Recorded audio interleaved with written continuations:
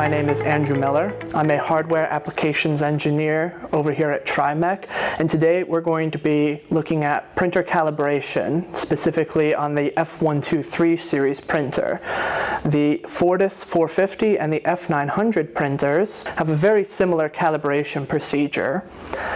So in the case of printer calibration, what you're looking to do is you're calibrating the X, Y, and Z components.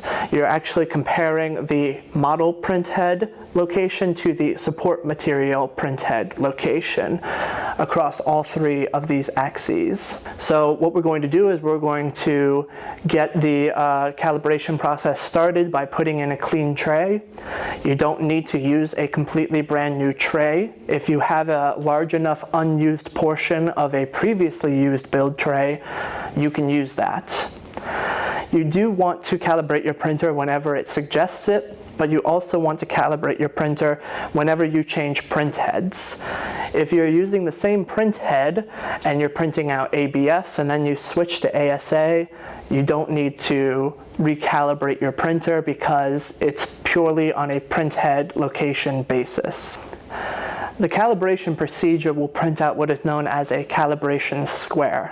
It is small enough that you'll probably need a loop in order to be able to look at it closely enough and see what we're pointing out to you.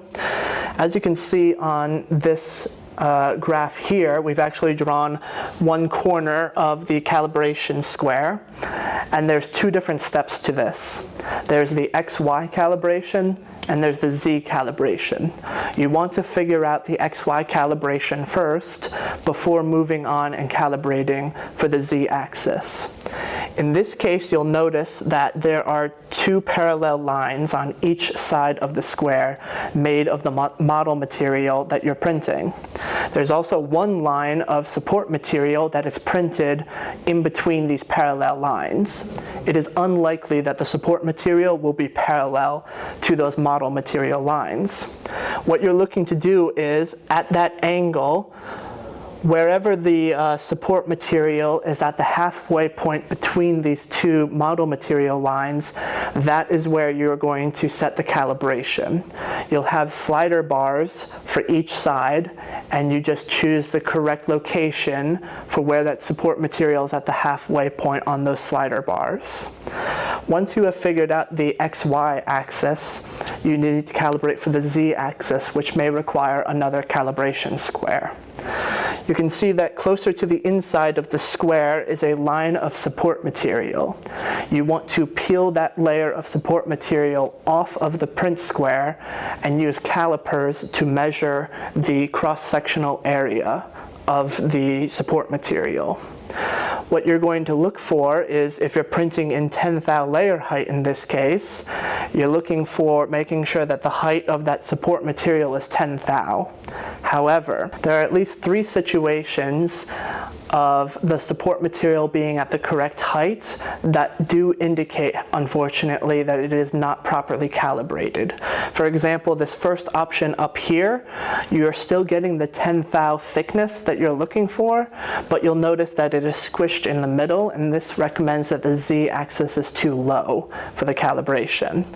In the second one, if you're getting more of this right angle sort of look, that recommends that the X or Y axis has not been fully calibrated. This is why you do the XY calibration first.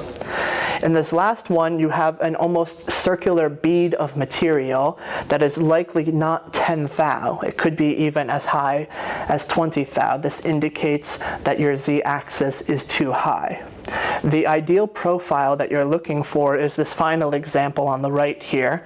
You're looking for something that is rectangular with rounded edges, 10 thou high and therefore 20 thou wide. Before we sign off, I have one last tip for you.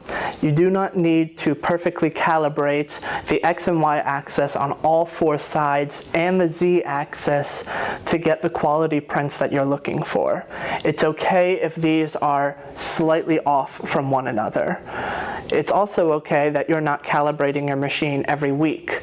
Every 2 weeks or so is probably comfortable, But again, this is largely done when you swap print heads, or maybe after 2 weeks of time or so, there might be some drift.